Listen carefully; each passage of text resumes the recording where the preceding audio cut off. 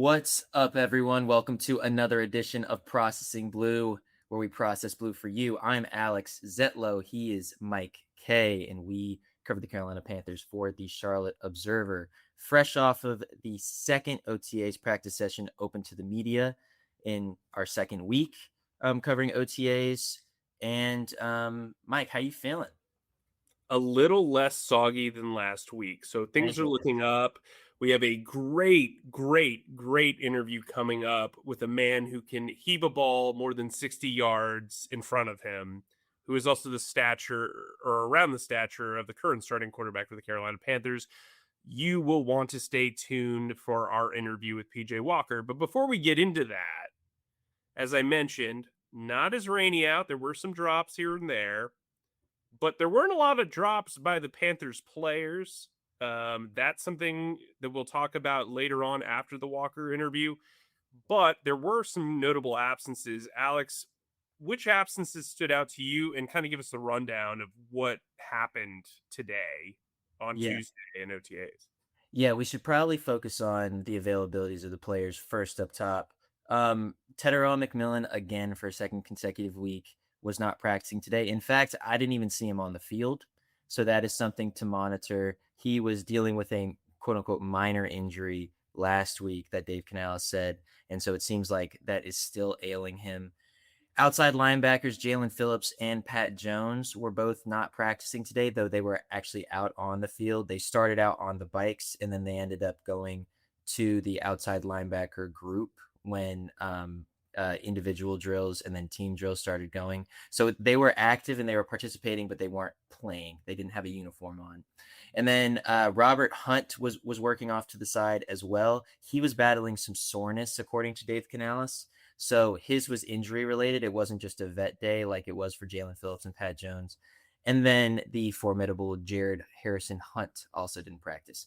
Uh, yeah. So, and just notably, people who were practicing, Bobby Brown III was back, which was a big deal. The interior defensive line was pretty thin last week over at OTAs, especially with him not practicing right after the Turk Wharton news and all these things.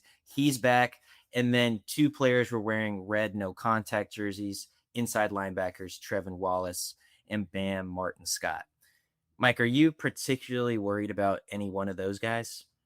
Absolutely not. I think it's actually really smart that they do vet days even during OTAs, because these guys are high paid assets and you're going to need them. We saw what Pat Jones went through based on my reporting. He almost returned for the playoff game, but that was a pretty serious back injury, like pretty serious. And then you've got Jalen Phillips, who has a history of notable leg injuries too. So you want to just keep him fresh. We saw that with Jonathon Brooks, they held him out of the bulk of team drills just to kind of get him into kind of a, not necessarily a pitch count, but not test the legs more than they needed to. I'm sure there's also some strategy to that this hat fell on the same day as the media was present, probably played into that, if we're being honest. Um, Not seeing Jared Harrison Hunt out there is interesting. I don't know what that means. For all we know, something could be announced before Wednesday. So, we don't want to speculate, but we didn't really get to ask Canales about that. But other than that, it's good to see Bobby Brown back. Yeah, absolutely. I wanted to actually, before we go into our interview with PJ, just dwell on the Jonathon Brooks situation a little bit. So, as you mentioned, he was held out of team drills, live reps, 11 on 11s, whatever, however you want to put it. He did participate in individual drills. Um, Dave Canales essentially said that it was a product of just working players back. It was part of just managing his workload because, hey, if you haven't heard, he's hasn't played an NFL game in over a year, has played 9 quarters of NFL football in 2 seasons. So it's going to take a lot to get him back. One thing that I thought was interesting about Jonathon Brooks, because we talked to him in post practice media availability today, is that he did not just outwardly say, I'm 100%. That was something that he said a lot his rookie year, if you remember, leading up to that week 12 or 14 game. I think it was week 12 against the Kansas City Chiefs. He made it clear, I'm 100%. I'm ready to go, blah, blah, blah. And he was not ready to say that. In fact, he was kind of reticent to say a lot of things like, okay, what is your top speed? Have you hit your fastest um, in your return to play kind of progress? And I just thought that that was interesting. It was probably a product of him knowing that NFL media is going to take something like I feel 100% and run with it. But I'm curious to hear your response to how he kind of handled questionings about his health right now. I think he's really at peace with where he's at. Like, he Mhm. seems very confident and has a lot of faith, and I'm just really impressed by his entire temperament, and I don't mean to go off on something like that, but the fact that we really only seen him practice twice, and those, depending on your definition of practice, they're not real practices. I think he just seems very at peace. He's got the right mentality. I think he's not trying to overpromise. I think he understands that Chuba Hubbard is the guy until Chuba Hubbard isn't the guy, until he proves that he can be a long-term dynamic player. I wrote about it in the mailbag. I kind of see them having a similar rotation to Rico Dowdle and Chuba Hubbard in the first 2 weeks. Obviously, those were both losses where they trailed for the bulk of the games, and so the running game wasn't pretty consistent. But I could see kind of like a 2012 kind of touches split between those two guys. It's just a matter of what they can see. And Canals kind of alluded that to that too. I mean, he talked about his work in the passing game. He kind of talked about where they wanted to find him in different packages. That doesn't sound like a guy who's going to be a bell cow, or that they're counting on him to be that. And I think Brooks has the mentality of incremental growth and incremental healing. And I think that that's the healthy way to approach this. Yeah, absolutely. I think so too. Well, we will continue on with our analysis from OTAs on Tuesday, but first, let's kick it over to PJ Walker.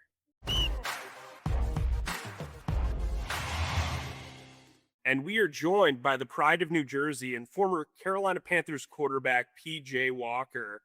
PJ, how you doing today? I'm doing well, man. Excited to be here. Thank you guys for having me on. It's a blessing, man. Thank you. Well, maybe your work schedule is a little bit lighter during the OTA period right now. You retired in April. Talk to us about what went through that decision. Why, after playing a year or so in the Canadian Football League, you decided now is the time? Um, yeah, I thought, in 2024, after my stint in Seattle, I took a visit up to Calgary, towards the end of the year. I was up there for about 4 weeks, and I wanted to see if I can adjust to the game and things like that. And things worked out. I thought the season was fairly pretty good. I thought I went up there and just adjusted well. Um, once I got back in 2025, um, had a really good training camp. And then, I had a really good season, and I was starting to get the flow of the game, because it's a lot different from from down south football. But just being hurt kind of helped me make that decision on what was going to be next for me in my future. So that kind of threw me off a little bit, just being hurt, and that kind of played a part in my retirement. So we're not aware of the injury, but what was the injury, and then what next for you? The injury was a torn labrum. Unfortunately, I tore my labrum in my throwing shoulder. I recovered pretty well, honestly. But I got a kid. I got a baby girl. She's 2 now. Not really wanting to leave my family, back here in Carolina, and go up to Canada. Kind of made my decision, much more easier on what I wanted to do with myself. And I just thought, being myself, I want to be able to be around my family, and spend time with my kids. So that kind of played a huge part in my decision making. And that's kind of the biggest part that shifted me from playing to wanting to be done playing. PJ, it sounds like you're at peace with your decision, and which is really refreshing. I know how difficult it can be, particularly for professional athletes, figuring out life after the sport that they played their entire life. Is that a fair assessment that you're at peace with your decision? And when you look back on your career in football, Are you happy about it? How does it make you feel? Absolutely. I thought I would be done after the 2024 season, honestly. But something in my heart was just sending me, telling me to go try Canada, and if you can go out there and do more, you go out there and do it. But once I got injured, that kind of played a huge role. But I'm definitely at peace. I was at peace back in 2024 if I would have made the decision to stop playing. I thought going up to Canada was really honest. It was for the love of the game. Just loving playing football and playing the quarterback position. Kind of not forced me, but made me open my eyes to want to go play up there and just have the experience. I'm one of those guys who can say I played in the XFL, NFL, and the CFL. So that there's a resume that I just wanted to put together, and I thought that kind of gave me the peace of mind that I've done everything I could. PJ, I say this as somebody who is way older than this, but you're only 31. You've got, you know, a ton of years ahead of you. What are you looking to do now that you're not throwing footballs? So yeah, I just started a company about 2 weeks ago. The House of QBs. Looking to try to get some guys and train quarterbacks. Really want to develop some youth guys. And just get them prepared for their high school careers. And get some high school guys prepared for college. And then I'll transition into the college guys. And my biggest thing that I want to work and move forward to is being able to help guys draft prep. In the future. I just think I got a lot of knowledge with the NFL, and I would love to help pass it down, pass it along to the younger generation, and on what to expect going into the NFL. It's not a lot of the times we go to draft prep and do things like that, but we really don't have the answers to what we about to walk ourselves into. It's not easy, and a lot of guys go there, kind of in like a disbelief of what's really about to happen to them. Because it's a lot different. You go from college to the NFL. In college, you got a lot of spread systems. You don't see a lot of under center, run the ball downhill, and that's what you see every Sunday. So that style of play is kind of not the same as college or NFL. You have to take your time and transition and learn how to play the position at a high level when you get to the NFL level. So making checks, making reads, being able to get yourself in and out of plays, all those things matter at the NFL level. And it's kind of what made me, I feel like, stick, long term in the NFL and get the opportunities that I've gotten. You certainly had a really sustainable career in the NFL, and you really made a big impression in Carolina, which obviously you came into the league in 2017 with the Indianapolis Colts, then moved to the XFL, and then you reunited with Matt Rule in 2020 with the Carolina Panthers. And I was hoping that you could kind of take us through your tenure in Carolina and in Charlotte, and what was that like for you? What were the expectations that you had coming in to play for the Panthers, and what was the reality? Just any sort of observations of your time in Carolina would be great.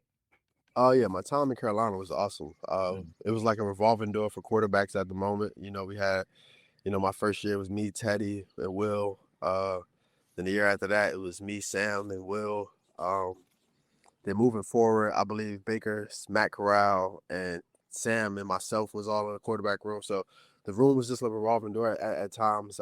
And also Cam came back in 2021 when it was me and Sam and Will as well.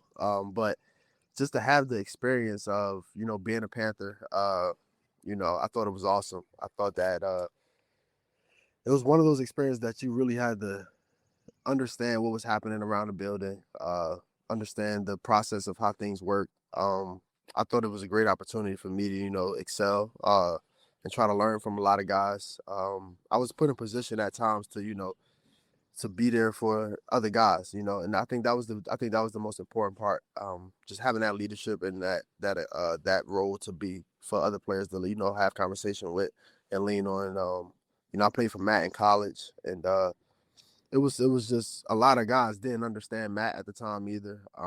So it was just always good to be able to go back to the guys and be able to give them the perspective that I see about Matt, or just just to have that conversation about Coach Rule and the players as well. And PJ, that's something I wanted to ask you about. You mentioned this revolving door at quarterback, but you stayed. You were there. And is there and we see this throughout the course of NFL history and even NFL quarterbacks right now. Some quarterbacks are just able to stay on teams. And I imagine it takes a certain skill set, but can you or there's like an art to it or whatever, but like what made you able to do that? And what made you able to stay on the Carolina roster through all that tumult and all that turnover? I think in 2020 I got an opportunity to play against Detroit. That was my first ever start in the NFL. I played in some preseason games, started preseason games for the Colts and things like that. Um, but I've never gotten an opportunity to play in a real game. And I think when I got the opportunity to play in a real game, I made some big time throws in that Detroit game. And it just shows that I'm able to play on this stage and at this level. And I think just going out there and winning those games as well, I think that plays a huge role in the backup quarterback's career. Going out there and being able to win games, because a lot of time, being a backup, you don't really teams don't really think that you can go out there and win the game for them, or just win or control the game for them as well. Like that's the biggest part for the backup, is to go out there and be able to handle the things that you need to handle. Not to go out there and be QB1 and be special and make all these plays, but to show that you can manage a football game is not easy. So for me to be able to go out there and manage the game and do things at a high level, I think that's what kept me there. I think that's what gave me the opportunity to go from year 1 to year 3 being there. Just being able to manage the game and show that I can manage the game as well on a consistent basis. Well, to that point, you saying that teams don't necessarily think the backup can win games. You had a 5-4 record in the NFL as a starting quarterback. So whatever you think about QB stat or QB wins, whatever, if that's a real stat. But I want to talk about one of the losses, because in one of the losses, you made at least, top 5 throws I've ever seen live against Atlanta. That, in a way, is the memory that a lot of Panthers fans have of you making that throw. I know DJ got penalized after. There was a missed kick. That was out of your control. But, like, when you reflect on that game, knowing what was necessary during that season and how you guys grinded, what's your perspective on that moment in your career? For me, it was one of those moments where we just came off the game versus Tampa Bay. And for me, it was one of those moments where, I felt like the tables were starting to turn in my favor, in a sense. It was a time in my career where I thought that this opportunity was going to be, a special one. And, I felt great, leading up to that game. Had a slow start, missed a couple throws early. But I just started to get a really good rhythm in that third quarter. And once I got going. And, the fourth quarter hit. We made some big made some big third down conversions and things like that. But that throw stands out the most because, it was, for a game-winning throw and freaking 60-some yards in the air. But just the opportunity to have that, it plays in my head a lot, just because I knew, like, I just felt like it was a lot of the momentum that I had, carrying from that Tampa Bay game that carried on for me into Atlanta. It was great. I enjoyed it. It was a great moment in my career. I thought it was something that I never could fathom seeing myself do. But when you put yourself in a position and you prepare yourself throughout the off season, making those type of throws and making those type of plays, it's not something you work, but it's the techniques and the things like that you work to, be able to make those type of throws in those type of situations. Because you never know when it'll happen. And mine happened to happen in the fourth quarter with 20-some seconds left in the football game, to tie it up. So you never know when it could happen, and you never know when your moment is going to be, it's going to be there. So for me, it's to be able to take advantage of the moment and the opportunity when it presents itself. And I thought that's what I did at that time. You put on a lot of film during that season. Obviously, Matt was fired. Steve Wilkes comes in. He interviews for the job, doesn't get it. They hire Frank Reich, who you were on the practice squad for years. You sign with the Chicago Bears. But when you look back on it, are you surprised Steve wasn't retained? And also, how close were you to returning to Carolina given your history with Frank before you agreed with Chicago? Yeah, I spoke with Frank. I spoke with Frank briefly in the midst of me going from Carolina to Chicago. We had a good conversation. But once he told me they wasn't, going to stay in my direction and, stick with me, um, that's when all things, started to lead to different places and things like that. But it was great. I love Frank. I love everything that he stands for as a coach. I think he's one of the best in the league. I played for him in 2018 when Andrew won Comeback Player of the Year. We had a 1-5 start, and I've seen what he can do and how he leads men. He does a great job overall. But it was a big shock for me to see Steve Wilkes not get the opportunity, to be the head coach for Carolina, especially with the momentum we had after that year. It would have been nice to just see him get an opportunity, do it again for the next year, at least prove himself that he can do it. But all things work out for the best, and unfortunately, he didn't get the job. But he was picked up by San Fran and became a coordinator there. And I actually played against him when I was in Cleveland during that 2023 season. I'm sure you shared a fun moment pregame in that one. So it's OTA times in Charlotte right now and across the league, obviously. As a quarterback, what do you hope to get out of that 2-3 week session? Because I imagine it's a time for a lot of productivity, a lot of productive Yeah. conversations, but also at the same time, the season's so far away. Season's far away, but you just also want to know that guys are in shape. That's most important. Guys are in shape, and for a lot of guys, like the young guys and rookies, you want to see how much they can handle. You want to throw a lot at them, a lot like playbook wise. You want to see if they can get off, if they can go from one play to the next. When we check a play or when we do things like that, you want to see if they can read coverages as well along those lines. So I think it's big for quarterbacks, but I also think it's big for everybody that's there. For DBs, they got to attack and track the near hip and things like that. So all those small things, we say this the season's so far away, but we get time away from it in July, and sometime in June. So you need those next 2, 3, 4 weeks of OTAs to just get your feet going because you took 3 months off already.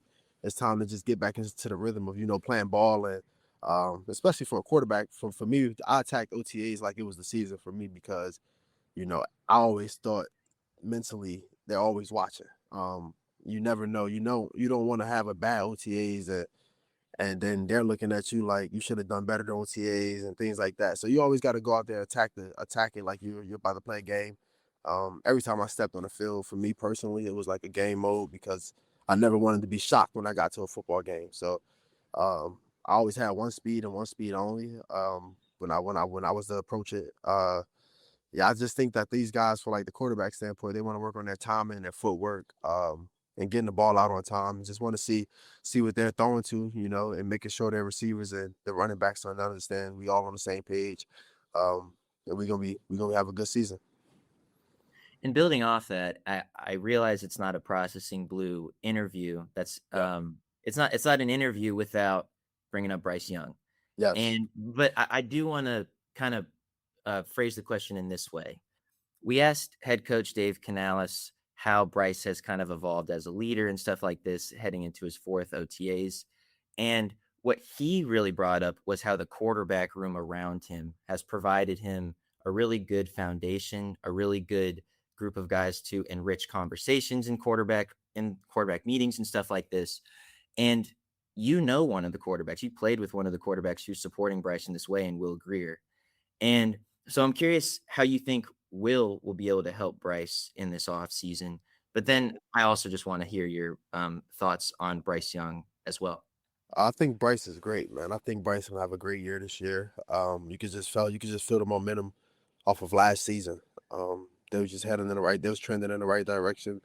Um, and just seeing him, progress year after year after year. Um, they're having you always it's good to see someone start off slow and go this way, instead of starting off this way and going back down that way. So just to see the trajectory going the right direction, I think is awesome. I think he's going to be phenomenal this year. I think the team is, looking forward to that as well. I think he's surrounded by a great room. Kenny Pickett's in there with him. And so is Will Greer. I think Will is going to do great for him. I think Will's calm demeanor, Will's calm composure. Will's seen a lot of football as well, being in Dallas and being in Philly. He's been in some great spots where, he can help Bryce. So for Will to be there is awesome. I think Will's a great person to have in that room, especially with Bryce. Especially Will's from the area, so I think that's most important. So just to have that conversation and that leadership of guys around you, it brings you a lot of, it brings you a lot of not love, but just the grace that you get from other people, from the players. You just want that feeling of being accepted by guys and being welcomed by guys. And I think the fact that Will's there, I think is great for him.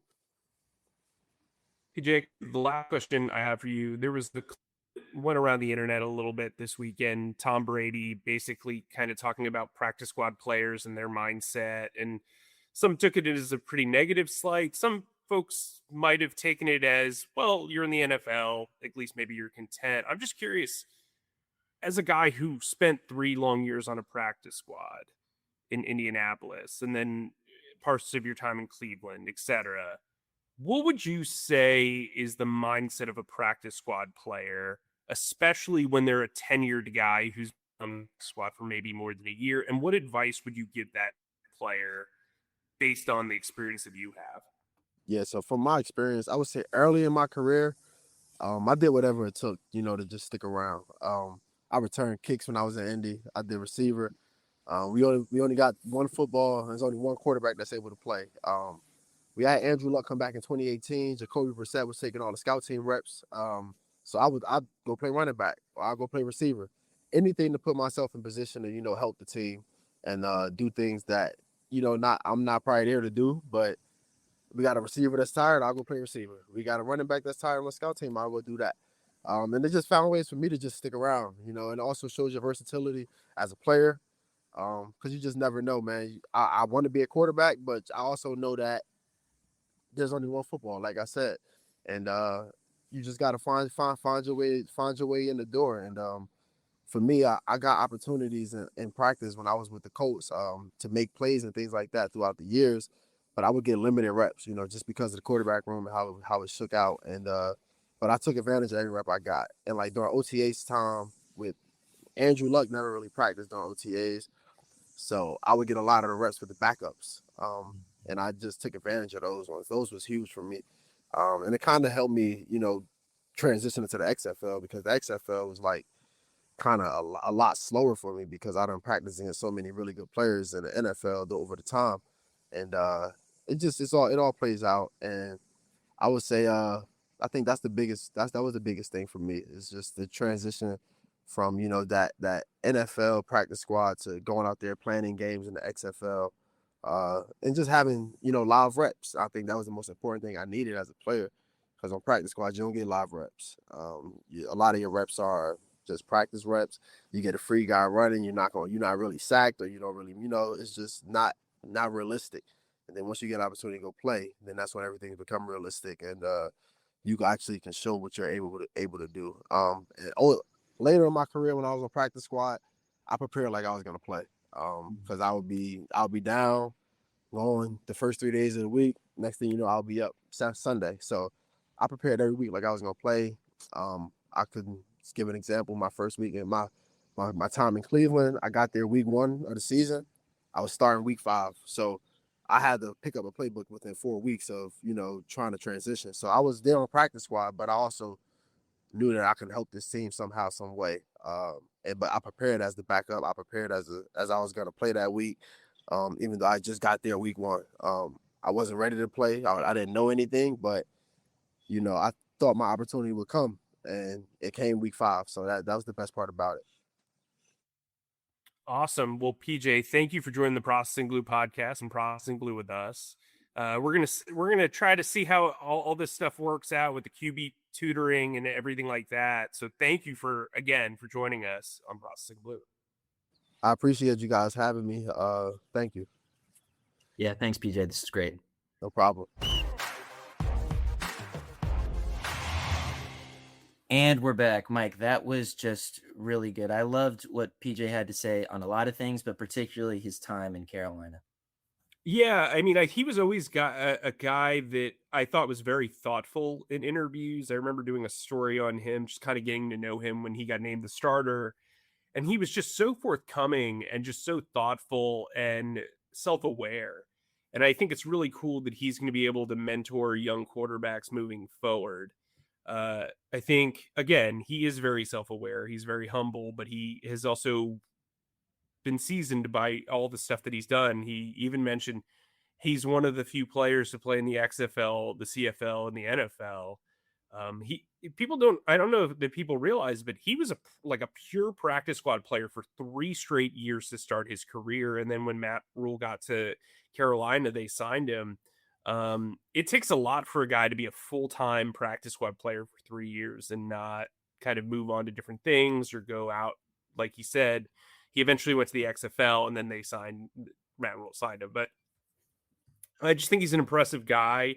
If my son was a quarterback, I'd probably love to bend his ear about it. So I think it's only natural that he's going to do this business. But I thought what he said about OTAs and kind of what he said about Bryce and Will Grier was kind of interesting. And so I think I'm going to be keeping a little bit closer eye on Will Grier than I would have maybe otherwise. I think we kind of view him as a camp arm who's got experience, but if he can help out Bryce Young, maybe he sneaks in and upsets Haynes and becomes a practice squad quarterback this year. Yeah, no, that's a really good point. And that's something I was paying attention to as well, because you're right. Like, we were kind of thinking, okay, Haynes King is going to be the third guy. He's going to be on the practice squad this year with Kenny Pickett being that QB2 on the 53-man roster. But, PJ Walker coming in and shaking things up, at least how we were thinking things. Okay, lastly, real quick, on Tuesday's OTAs, I have 1 or 2 notes, splash plays that happened on Tuesday that I kind of want to get into. Well, let's just start with a big one. Let's start with Corey Thornton's interception on Bryce Young in 7-on-7 work down in the red zone. He actually intercepted Bryce in the end zone. Bryce was trying to throw the ball to John Mechie, and Corey just kind of jumped the intermediate crossing route and came down with the interception. This nickel corner competition is going to be interesting, and Corey keeps making plays. Mike, what'd you see from that play, but also from Corey just in general today? So we should add the context that Bryce was flush out of the pocket, had to throw on the move off center. So it wasn't necessarily his best throw. But what I thought was really impressive about Corey is there was so much contact where Mechie kind of had to become the cornerback, and Thornton just kind of grabbed it right off like the floor, basically. His ball skills are there. I think his skill set fits that zone coverage. And yeah, man, and he's just making plays. Like I've told you before, like we've talked about it on Processing Blue before. I was hearing about his name in rookie minicamp, like how he was a guy to watch. And I think he's kind of really lived up to the fact that, we talked to Devontae Smith a while back, and he's like, I've got to prove to the league that I should have been drafted. Well, Corey Thornton's already doing that. Like, that's what Corey Thornton's doing. And I think if he can become a valuable member of what seems like a nickel rotation as opposed to a pure nickel situation, I think that's important. We also saw J.C. Horn play a lot of nickel today, which led to Will Lee playing a lot on the outside, which to me is really interesting, because I would have thought that Corey Thornton would be the first guy up on the outside as well, just this early in camp. And so Will Lee looks good, man. He looks physical. I know it's a non-contact practice, but he's happy to get into traffic. There's a bravado about him. And so I think that's really interesting. And a lot of top corners nowadays are utilizing their value by going inside and outside and playing everywhere. And JC's a guy who has liked to travel around and hasn't been able to do that under Evero. So that's an interesting development. What was the other play you wanted to talk about? Wanted to talk about, well, just real quick, safety's a key Wheatley. I know I've been pretty high on him like pretty much ever since the Panthers drafted him. Just he was running with the twos today. I get it. He had a playing. good day. He had a good day. But he did have a good day against Kenny Pickett, and Kenny didn't. Kenny was pretty accurate today at times, but also kind of struggled to get the ball out on time a couple times as well. So that's my one. That's my one topic on the twos today. But wanted to ask you about, I guess, today's wide receiver one, Jalen Coker. I mean, dude, he was making plays in the intermediate pass game and the short pass game, and he did have one chance on a deep pass from Jalen Coker from Bryce Young that ultimately got broken up by J.C. Horn. But man, the development of the chemistry between Jalen Coker and Bryce Young is there. It's real, and I mean, I know that he was playing against like his own team, but he's he's looking the part. He's looking like someone who I think that he was expecting a longer term deal this summer, didn't get it, and he's like, okay, that's what you want. I'm going to prove to you that I'm worthy of a deal coming forward. At least that's what it seems to me. What about you, Mike? Yeah, I think he looks like he's in much better shape. I think he looks thicker and leaner, if that makes sense. He looks like he looks muscular. Like he hasn't looked like that the last 2 years. And I think he's catching the ball cleanly. He looked good. I thought the wide receiver group in general looked pretty good today. Jassim Reed had a great play down the field, down the sideline.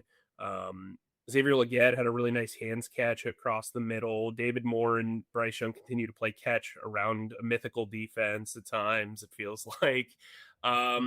Dave, Bryce, Mike, you got to be careful with that because when you tweet something out like that, the fans are running. Well, there's no contact. It's not like you have to be afraid of getting hit across the middle.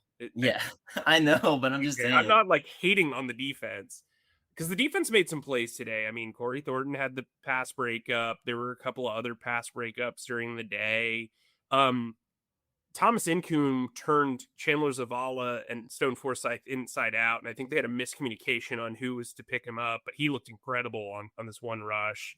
Nick Gordon talked about how fast he is off the ball.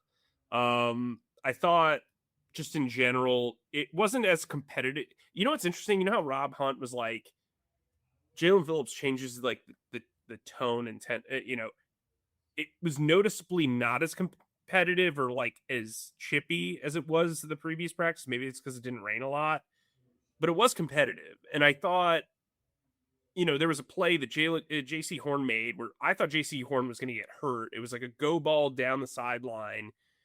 J.C.